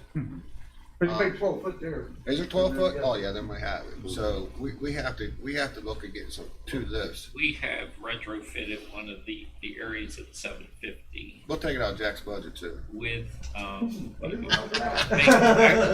we've made some changes to the structure. You want to mention the garage doors, the Yeah, I-beam and all that other stuff? Yeah, around on the backside there, we had one little garage He heightened when it. we got there.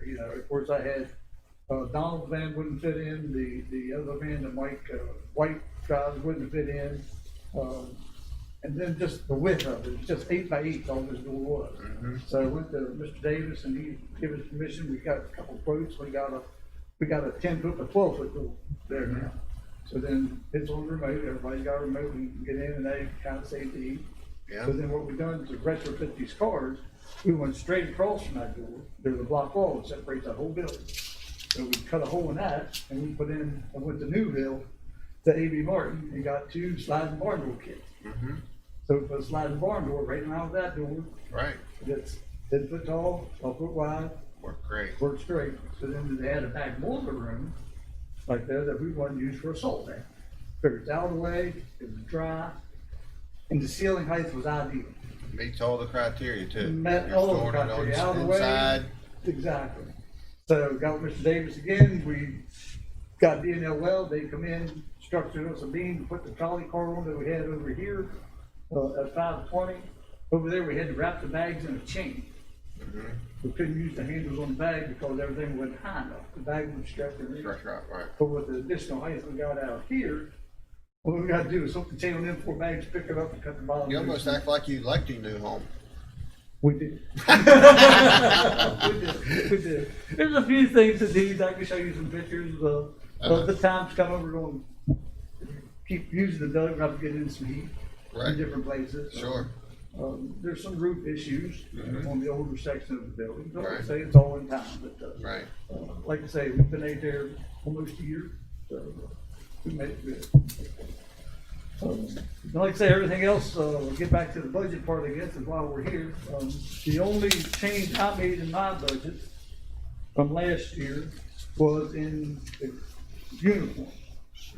And I didn't realize when I made my budget last year that I was responsible for the janitorial uniforms at the time. So I kind of was running a little short with the 6 custodians. So I also figured that, so I raised it $1,500 from $2,500 to $4,000 to cover everything. Plus I figured we're probably gonna get a new one for $520. Once that goes complete. Yeah. So we're gonna have to outfit either, with most of the girls, they go get smocks or scrubs, I guess is what you wanna call them. And Jack, that has worked out really well for the county. You know, we never had, back years ago, never had designated janitors for certain buildings. What a world of difference.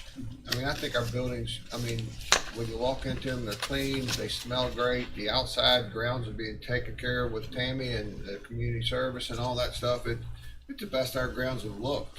And there's still room for improvement, you know, but, yeah, it's good. And while I'm saying, thinking room for improvement, I guess we just have to put it on a multi, schedule to replace the glass that the people keep busting out of the Crawford building. That's theirs, we're gonna work on that this coming up here We need soon. to get some cameras up, is what we need to do. Yes, yes. Well, then when we catch them, we'll just give them to Tammy and they can replace the glass they broke. There you go, put through community service. So I didn't know if you wanted to go through line by line item with this, or how you wanted to do it. I think we're good, really. Like I say, the only increase overall last year was just the $1,500 I have in, uniform allowance, so everything else, we're good, we still got some money left, we still got 5-6 months this year to go yet. But, the biggest thing that helped us as far as tools and equipment was back, I guess 2 years ago, before we bought the skid loader and everything, we had some money and we got the new trucks, got toolboxes, so we got everybody kind of allocated.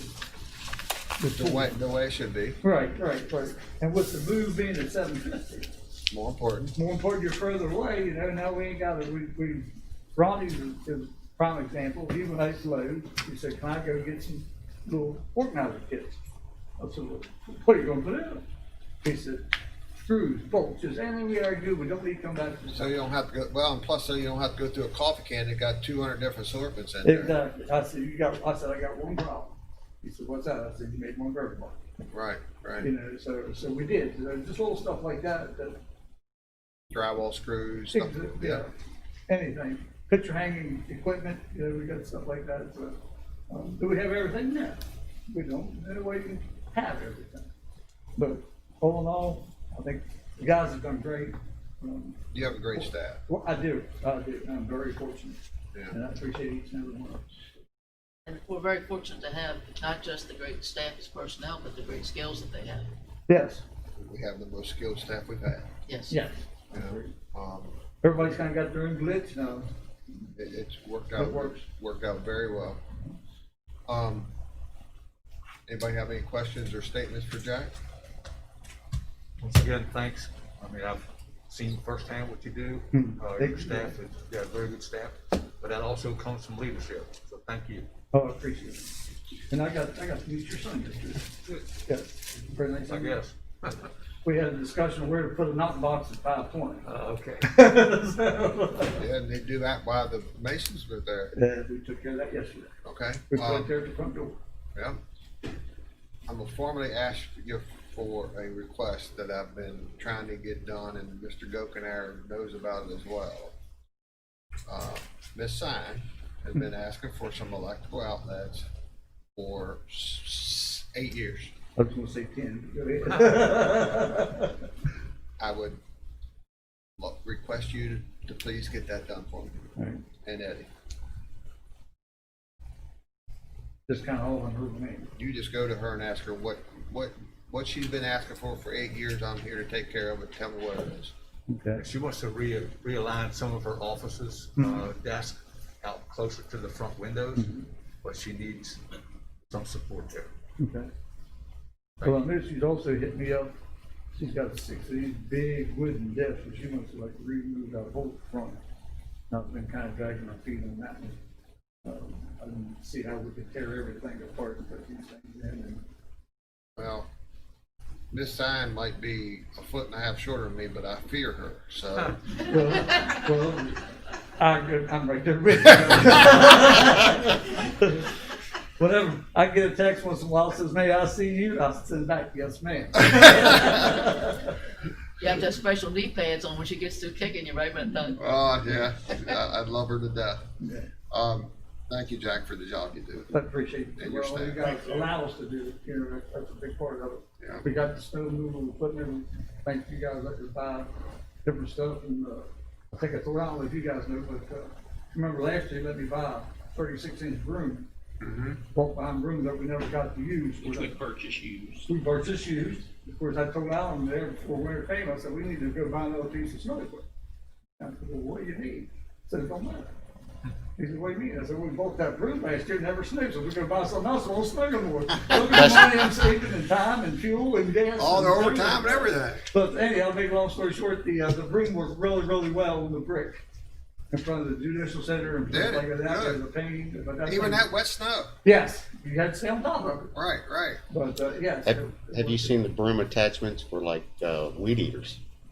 Yes, I You have. can put one of them on there too. Is that right? Mm-hmm, But we used the broom on the skid loader to do Yeah. between the judicial and the culvert building. right. That brick's out where the standards take everything down through the back way to get to the dumpsters and Huh, send out. So that's we- good. Yeah, the brooms and snow, I'm convinced is, not a bad take. No.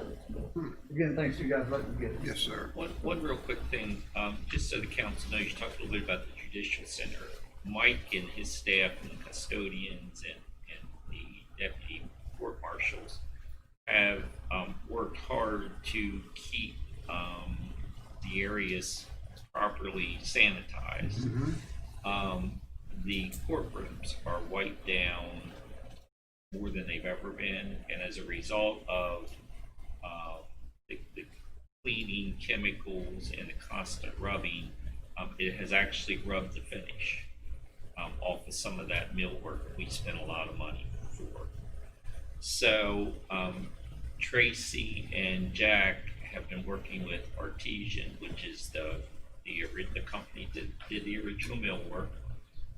Jack was able to find a piece of the original millwork that we used, and he sent it up to them, and they were able to go back in their records and find the mixing formula that they use. So they have provided us with staining to redo the millwork over there once it gets to the point where we're not constantly wiping it down. That's a big job. Yes, it is. You're gonna have to figure out Sand and everything. how to control the dust while you're sanding, keep the courtrooms running, and finish it, and then probably come back and spray it with lacquer. Yeah. 9 times out of 10, that's probably why the finish is rubbing off, because it's lacquer. I agree with you, yeah. But you see, especially like, right where you go where the dividers go through and you got the gate, you know, right there in the front part, there's the top, anything that's flat, the side stuff that hasn't been as bad, but the top flat boards on them, it's just gone, it's going to varnish everything on them. It might be a bigger job than what they can handle. And it may be, but we do have the stain in hand. We got something we can start with. I found another piece, we're gonna go and we're gonna do some sanding on it and restain it, taking polyurethane or something and take it up there and see what it looks like. And be careful, I mean, mixing lacquer with polyurethane ain't gonna work. And a lot of times when you try to overspray lacquer, if you not careful, will actually blister the lacquer that's on it. Fish out. Yeah, and you know, it may even come down to, you know, take the things out, take them to 750 Baltimore Street in a climate controlled area, dust free and everything, and redo them off site. That'd be the easiest Yeah. in the long run.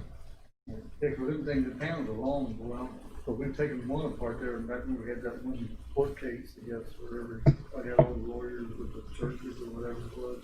Them things is long, them things heavy. Oh, yeah. I think I don't up the courtroom, but we'll figure out a way. All right, Right? thank you, Anything sir. else? No, we're good. Thank you, guys.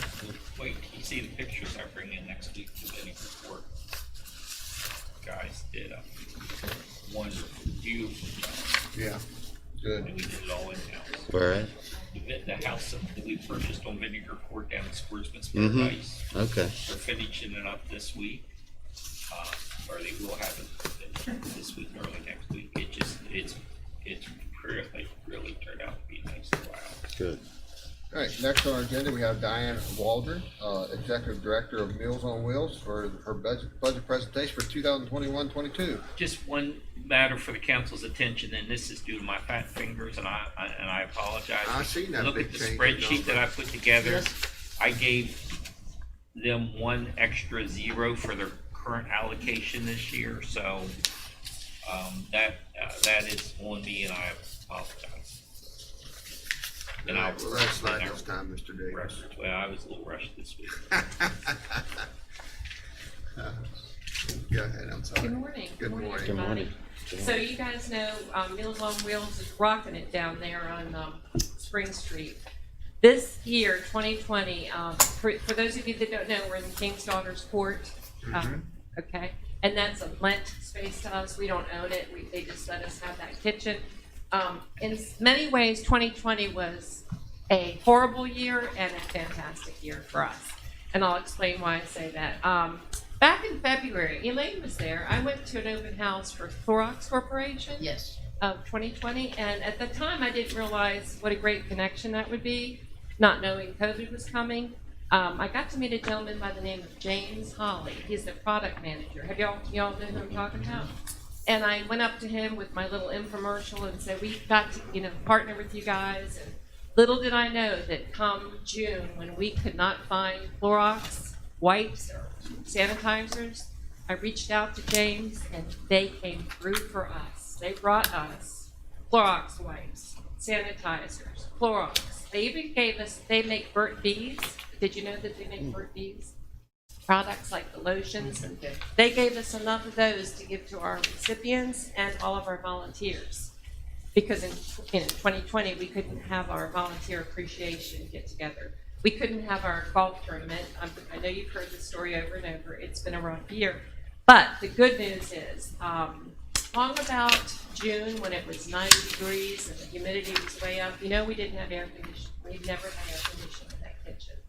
It's a rough time, even without masks. You put a mask on, and you're in that kitchen for 4 hours with no air. And I was determined to get air conditioning. And guess what? We got it. Is that right? Yes. It wasn't easy. I had to jump through some hoops because we don't own that building. Right. So without boring you guys, I got an anonymous donation to pay for the air conditioning and got permission through the management. And long story short, by September, we had air. So that is huge for us because our volunteers are in the kitchen. I mean, they were melting. You can only imagine. You know how warm these are right now, and you can only imagine. So that was great news. The other great thing is this year is our 50th anniversary, and we're going to celebrate it come hell or high water. Our biggest challenge in 2020 was we lost so many of our volunteers because they're all seniors. Right. Every one of them. Well, 99% of them are 60, 70, 80, and 90. So starting in March, they were just dropping off like left and right. And my heart sunk because I thought, how are we going to get these meals out? So I reached out to the teachers and the students that were in school this spring and summer, and they came through for us. Now, was it easy? No. But they came through for us. And I want you to know we have had no interruption in service at all. Knock on wood. And that was a Herculean effort by many, many people. I'm so proud of that. The other good news is we, long story short, the Clorox Corporation, James Holly, delivered some more goodies to us, and I caught him out in the parking lot, and I said, how about a Clorox, employee, colleague of yours maybe could come on our board because we needed a new board slot. We now have a Clorox Corporation board member. Her name is Natalie Rawls. And I feel like that's going to be a good asset for us. We are still losing volunteers. Initially, we were losing them because they were afraid to come out and drive and connect with our recipients. Now we're losing them because they're getting COVID. Their families are getting COVID. They're afraid to come out. So we're still not out of the woods yet. Just to give you an idea, in 2020, we delivered 50,000 meals. With the same staff in 2016, we delivered 23,000 meals. So we've doubled the amount of people we're serving with the same staff. There's only 4 of us, paid employees are all part-time, but the rest is all of our volunteers. So I cannot say enough about volunteers. I know some of your volunteers, one in particular, you ought to be real glad to have them. Oh, I know who you're talking about. Yeah, I bet you do. No, Jim, you're probably glad they have. 2 days a week. Linda is amazing. She chops vegetables like you wouldn't believe. I just got a picture of her. The bowl was bigger than she was. I mean, this bowl was like a trough. And she's mixing coleslaw, like you're just mixing apple butter or something. Anyway, I sent her the picture. Please go to our Facebook page if you have a minute to see what we're doing every day and how we're doing it and how we're accomplishing all these hoops we have to jump through. I got to tell you, the people we deliver to rely on us so much. At Thanksgiving, we received 100 orders for a Thanksgiving meal, which means they were going to be alone for Thanksgiving. With COVID and the way things were and the way things are, they were going to be totally alone. So that meal that they got that day was, that's all they got as far as any interaction. And would it be fair to say that the people that prepared those meals missed Thanksgiving for themselves? Well, no, because we actually close Thanksgiving Day, Okay. but we give them the hot Thanksgiving meal on the Wednesday before, Okay. so that they have a Thanksgiving meal. There you go. Yeah, Great. yeah. And one of our board members, who's 94, he's been not coming in anymore because of COVID. He actually ordered one Is that because right? he was going to be alone. Normally he'd be with his family, but he's been homebound. So. Right. Our board hasn't met in person. We've done this virtual thing. And the biggest thing I just want to say is, as far as the budget request, we have subsidized $19,576 in 2020 for the folks that can't afford to pay the fee we charge. We charge $4, and many of them can't afford the $4 fee. So we subsidize that. Do you all have any questions or?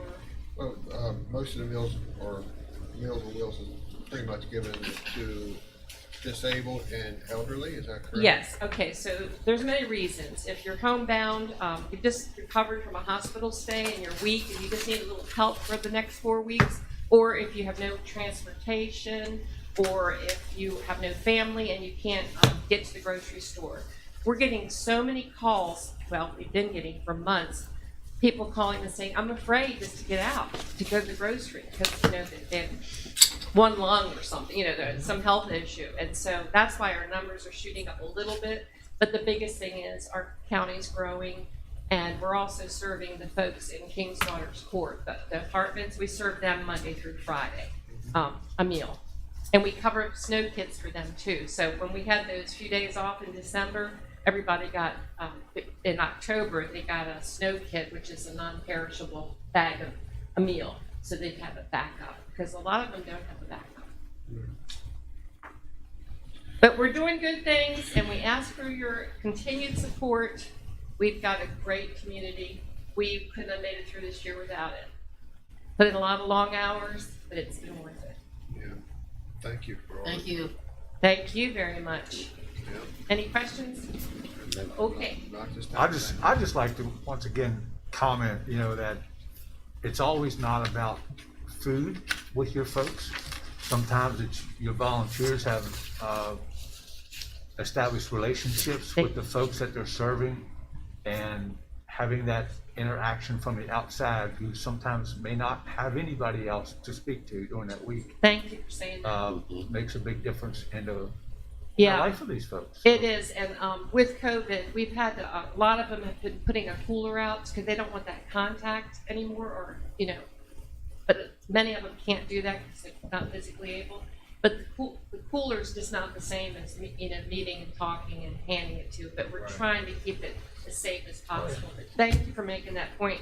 I believe that contact is as important as the meal. Absolutely. It's absolutely, because, what they're finding is they're having as much loss with the COVID as they are with depression and suicides. Absolutely. I mean, you can only imagine being sequestered to your room, and And a lot of these people, that's all they have is basically their room. yeah. And it was funny, back in like March and April, I would get calls from our homebound folks saying, could you send us a mask? Because we have a doctor appointment, we're afraid to go out. So we got masks donated. So far, knock on wood, all of our masks, all of our PPE, all of our disposable gloves have been donated, which is huge because that's not cheap. So we're going to keep up our enthusiasm. We're going to have a better year, and COVID's going to go away. Thank you. Thank you. Thank you. Thank you for all you do. Thank you. All right, next on our agenda is Alan Davis, our County Administrator, for hospice request for use of bank qualified funds. Yes, sir. In your packet, you'll see correspondence dated January 7th, 2021 from Cam Seacrest with Bowles Rice. And as you know, Cam is a bond counsel for Bowles Rice, has done many of our bond refinancing for us. Mr. Seacrest, on behalf of Hospice of Eastern Panhandle, is requesting the county's cooperation in the refinancing of a Series 2012 bond. As you can see, the hospice wishes to refund the bond due to interest rate savings, extension of the maturity date in order to avoid the balloon payment that would otherwise be due in August 2nd, 2027, and to eliminate or modify one or more financial covenants. The current outstanding principal in the bond, you commented about the building, what a nice building it is, but as you probably know, the parcel of land in the building that hospice has actually straddles the Berkeley Jefferson County line. So they're requesting the current outstanding principal should not exceed $5,400,000, with 30% of the building being in Berkeley County and 70% belonging to Jefferson County. They are requesting. Siri's talking to me. They're requesting that the county participate in the refunding of the bond to the tune of no more than $1,620,000, with the remaining $3,780,000 allocated to Jefferson County. There's no expense to us.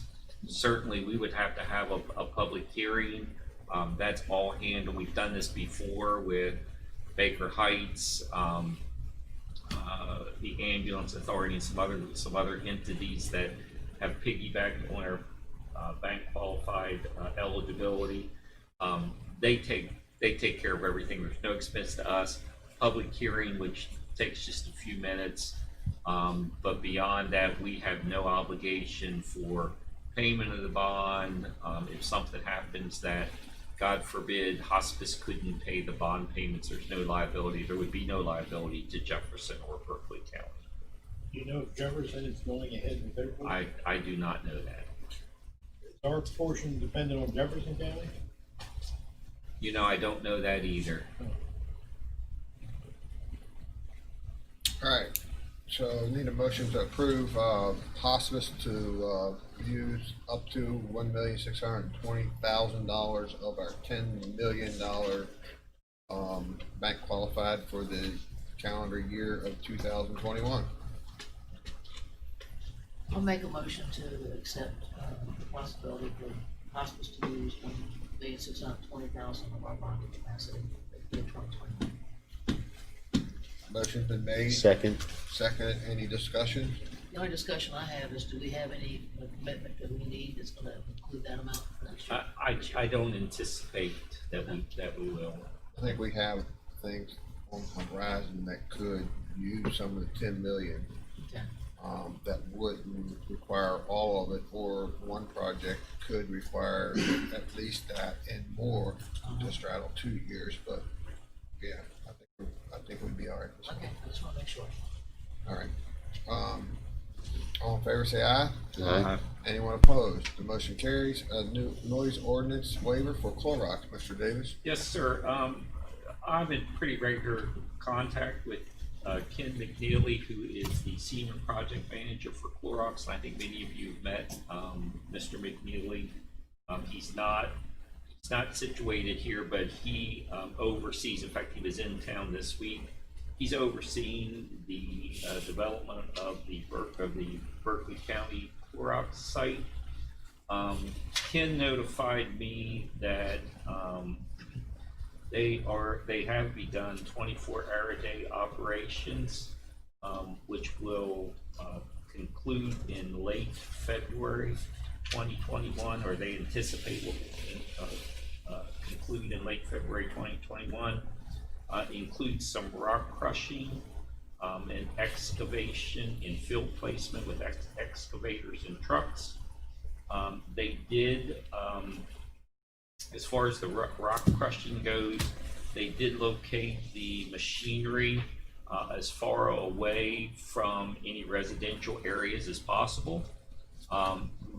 We certainly don't anticipate any issues. And Clorox has been a very, very good corporate partner and has worked with us. I just thought we should do, or the council should consider issuing a waiver just to cover everyone in the county noise ordinance, which is no different than what we did for the Procter & Gamble project. We also did it for the roundabouts that were being put in down in Inwood several years ago, and we most recently did it.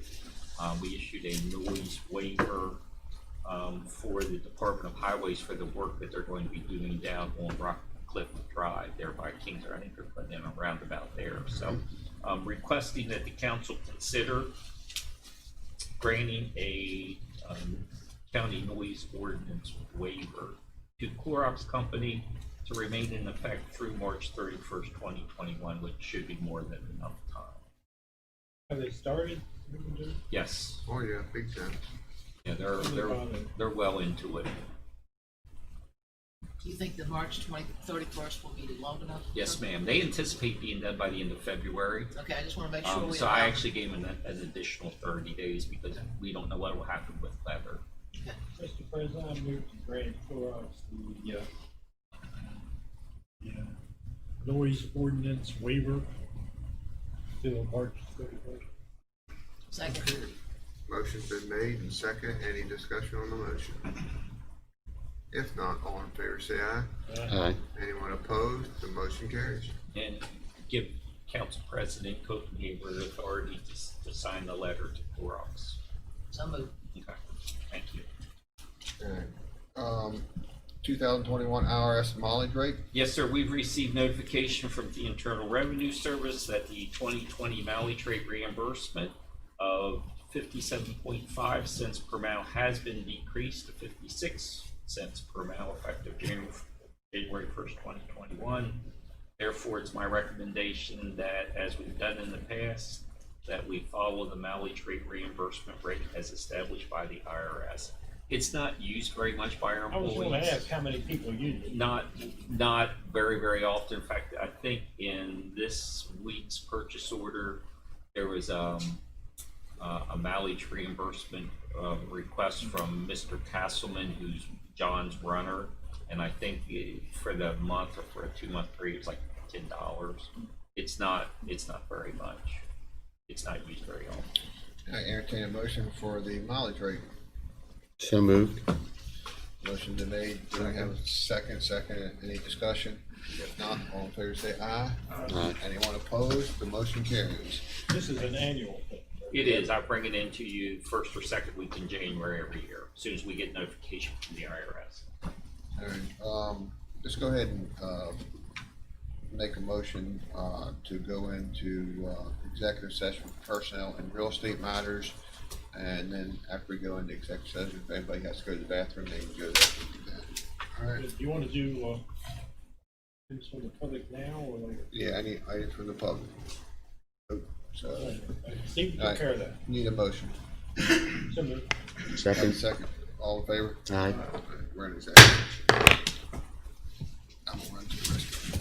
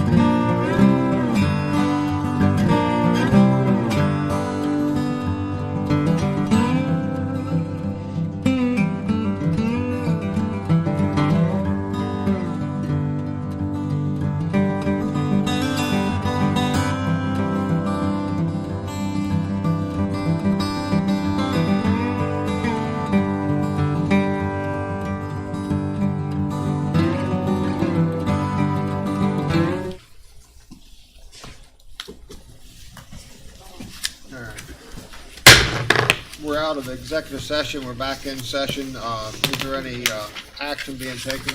Yes, sir, Mr. President. I move we accept the recommendation from Tim Zaya on the termination of Mr. Harold Caldwell, Okay, effective. effective immediately. All right, there's a motion on the floor. Do we have a second? Second. Motion's been seconded. Any discussion? If not, all in favor say aye. Aye. Anyone opposed? Let the record show it's 5-0. We are, Mr. Barnhart, Mr. President, I need to recess. we are recessed.